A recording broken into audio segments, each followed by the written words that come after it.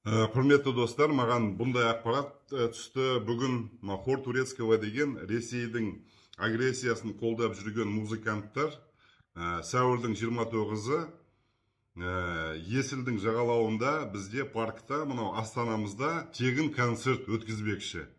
Біздің қалалық әкімшіліктің шақыруымен. Мен қатаң ескерту жасағым келеді.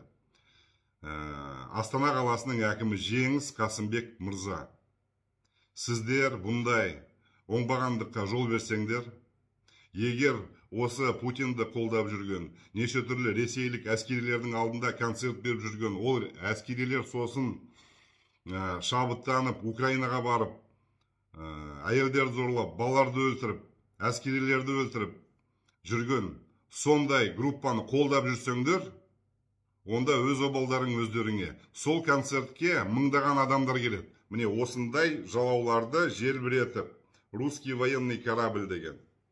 Сондықтан, Жеңіс мырза, ешқандай концерт болмайды. Егер сіздерге тәртіп керек болса, егер анау музыканттар аман сау қалсын десеңіздер, ол концертті жоққа шығарыңдар.